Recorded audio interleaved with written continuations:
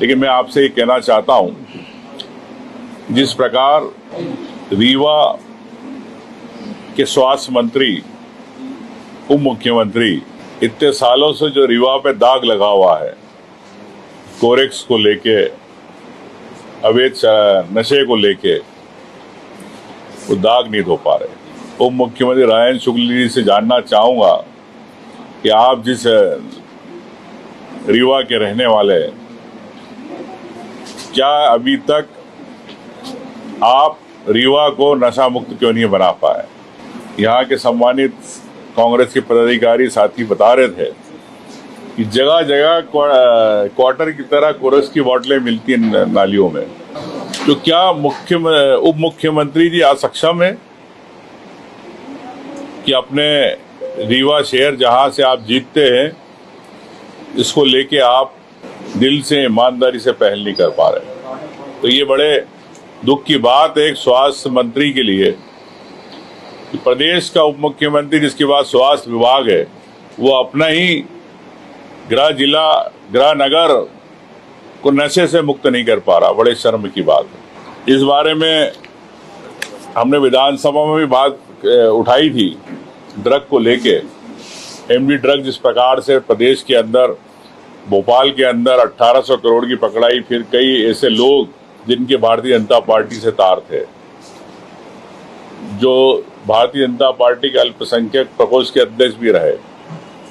तो मैं क्या बीजेपी से पूछना चाहता हूं कि क्या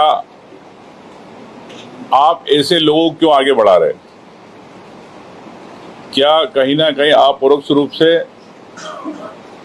बीजेपी की किन नेताओं का हाथ है और प्रदेश के युवाओं को आप क्यों नशे की ओर धकेल रहे हो?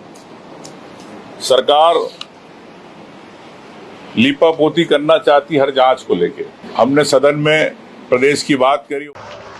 विधायक जी, आप एक पल भी विचार भी मत लाना।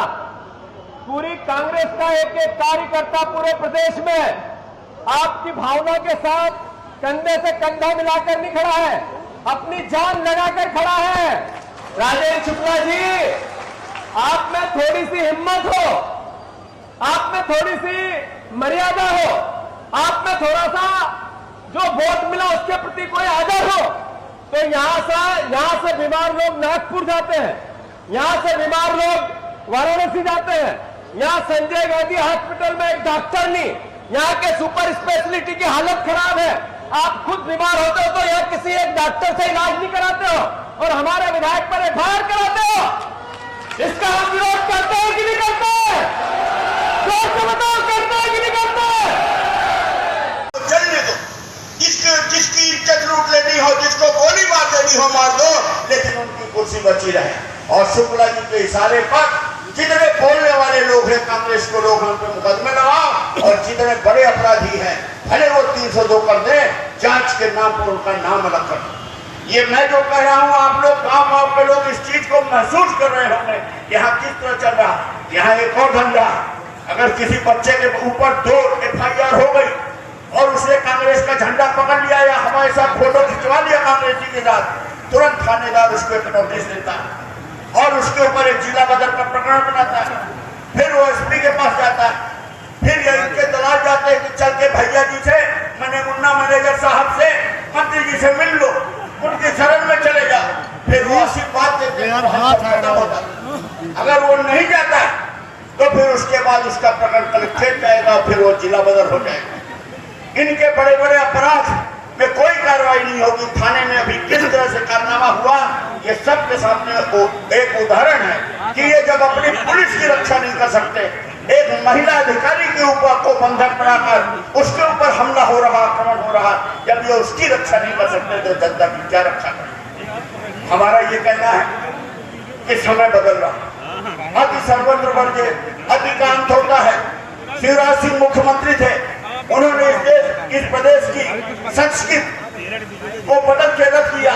उन्होंने इस लूट मार और इस षड्यंत्र को पनपाया और सत्ता, जैसे वो चुनाव जीतते थे अपने दिन से सत्ता में लग जाते थे कि जनता का पैसा है, कर्जा लो, लूट करो, खुद भी कमाओ, जनता पे भी लुटाओ और किसी तरह कुर्सी को बनाए रखो। और उसका परिणाम था कि लगातार ये सत्ता में बने। यादव जी, इनके उनके में अंतर है। ये बिल्कुल नहीं सोच रहे हैं कि कल ही से नहीं लग गए कि सत्ता बने। इनको इनके दल के ही लोग स्वीकार नहीं कर रहे। उनको लगता है मेरे जूनियर है, ये कैसे मुख्यमंत्री होगा। ये सब आपस में एक दूसरे की टांग खिंचाई कर रहे हैं। उनकी चल भी नहीं रही। यहाँ एक मुख्यमंत्री नहीं 3-4 है। कोई जबलपुर में अलग अपना सियासत बनाए है, कोई रीवा में अलग, कोई ग्वालियर में अलग, कोई नरसिंहपुर में अलग। और मुख्यमंत्री जी को लग रहा है कि 5 साल से ही हमारा कट जाए, हमारी कुर्सी बच जाए, सरकार बने, भाड़ में जाए, मध्य प्रदेश जलना हो, कल जलता हो तो आज जल जाए। आज ये स्थिति है। अब हमें करना क्या है? हमारे लिए एक अवसर है, हमारे लिए अवसर है। ये जो जो पाप करें, जो जो इनके क्रियाकलाप हो, हम उसके खिलाफ इसी तरह हल्ला बोलेंगे, इसी तरह कांग्रेस कार्यक्रम करेगी। अभी हमारे जीतू पटवारी जी के ऊपर मुकदमा लगा, किसके लिए? आपके लिए बात उठाने के पीछे उनके परिवार के लोगों पे लगाया गया। उमंग संघियार जी के खिलाफ याचिका लगाई गई, हमारे हेमंत कटारे के खिलाफ वो किया गया, उनके खिलाफ भी याचिका लगाकर फंसाने का प्रयास किया जा रहा है, केस लगाने का। हमारे आरिफ मसूद के स्कूल की जांच कराकर FIR कराई जा रही है। हमारी सैलाना विधायक के बच्चों पे किया जा रहा है। हमारे ऊपर से छोटा मोटा ये अभी हमको जानते हैं कितना, हम तो मरने के लिए पैदा ही हुए, सभी हुए, हमको भी कल मर जाना। हम इनसे कुछ नहीं डरते, हमको कुछ नहीं मानते। हमारा जो भी है हमारा बनाया है, किसी कल चाहेगा नहीं, मेरा है, मैंने खेला, मैंने बनाया, मिल जाए, कल मिटता हो आज मिट जाए, पर मैं अपने स्वभाव से समझौता नहीं कर सकता। और मैं इनसे डरता आया।